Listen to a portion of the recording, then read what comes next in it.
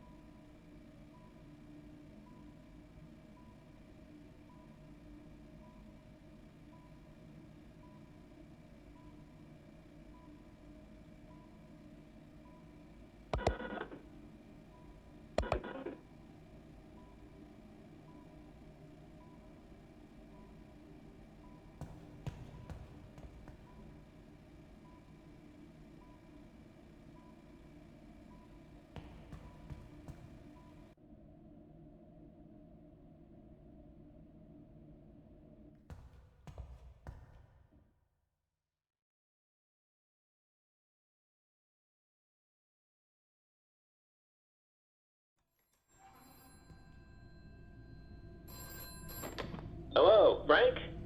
You made it. I'm sorry about the hours. The place is still operational during the day, and they tend to close pretty late. So this is the only window we have. I'm sorry about the working space as well. I hope you don't mind the storage too much. As you can imagine, the location wasn't built with a testing room in mind, and that room is pretty much the best option. I did ask a few employees there if they could decorate the room a bit. Hopefully it'll make your stay a little more comfortable. But again, I'd like to thank you for agreeing to work here on such short notice. Although fortunately for you, this job should be a piece of cake. You only need to watch over these prototypes MCM is building for Fazbear Entertainment, and write down as many possible malfunctions they may encounter so we know what needs fixing. Edwin and I were supposed to take care of that, but since his dad died, his focus has been all over the place, and I can't really blame him. But he keeps jumping from project to project without properly finishing them. And we can't deliver unfinished products to our clients, especially to Fazbears, who, as you may know, has been with us for many years now. Old Murray designed the original costumes for them, you know. I'm pretty sure they still have one of the prototype heads we sent for approval. That's why I needed you, Frank. Neither of us could make it, but I still want to make sure the prototypes work properly. And to make sure it'll be easy to track them, we'll be activating them one by one as the week progresses. And tonight, you'll have to keep an eye on Fredbear. These prototypes have a bunch of advanced features like a free roaming mode, facial scanners, and customizable voice lines. And from recent tests, I noticed that Fredbear has this weird twitch whenever he encounters a person. I'm not really sure what's causing it. Maybe his scanners. However, I managed to install a safety feature that resets him. If something similar happens to you, you'll have to input a series of letters into his database, which will reset his programming and automatically send him back on stage. But in case other things may occur, please make sure to write them down by the end of the session. Alright, that should be it for now. I'll check up on you tomorrow. Good night.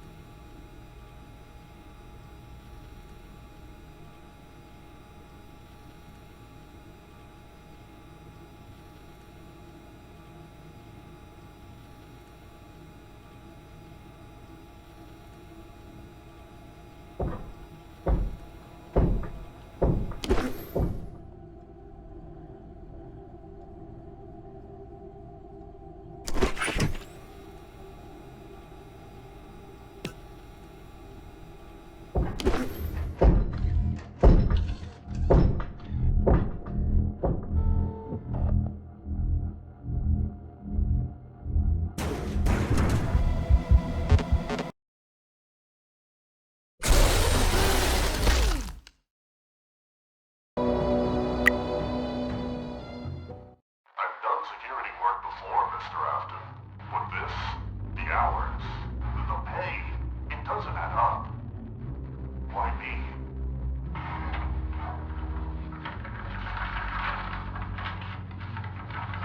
You are reliable, John. That's all I need. A reliable man who does his job. The previous night guards will tell you everything you need to know. Do not concern yourself with the rest. You always knew how to cover your tracks, didn't you, William? But I know what you've done. I've always known. It's not revenge. It's justice. Justice for her.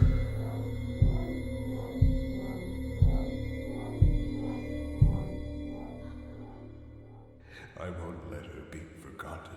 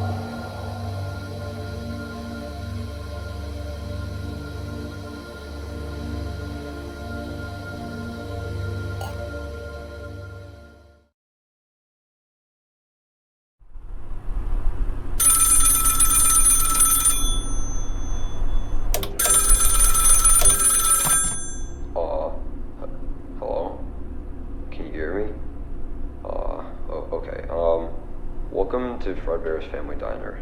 I'm Joe. Joanne. I'll be one of your guides for tonight, so, brace yourself for a fun little evening.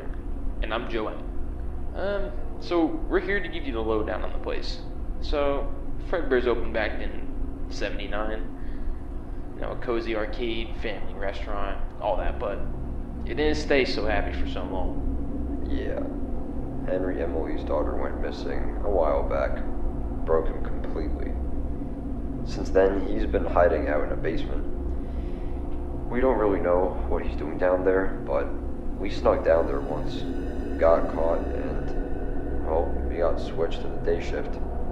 Oh yeah, and William Afton, the co-owner. He's been acting weirder by the day. Henry thinks Afton is taking over the night shift. But, Afton made it super clear not to tell Henry this, but Afton dumped the night shift on you instead. Right, so, not to alarm you, but ever since Henry's daughter went missing, the animatronics began acting up. Here's what you need to watch for tonight. First, Spring Bonnie. If you spot him making his way into your office from the left door and he tries to open it, just push it back shut. The other problem is the security puppet in the prize corner. Each room's got a speaker that plays a lullaby, but you can only trigger it from the CCTV. If you play it in a room, one camera away from the puppet, it'll follow the music instead of heading towards your room. If that thing gets into your office though, you're in big trouble. An alarm will go off and every animatronic in the place will come straight for you. So, keep Spring Bonnie out, and keep the puppet busy with the lullaby. Easy enough, right? I'll call you back later for your next task.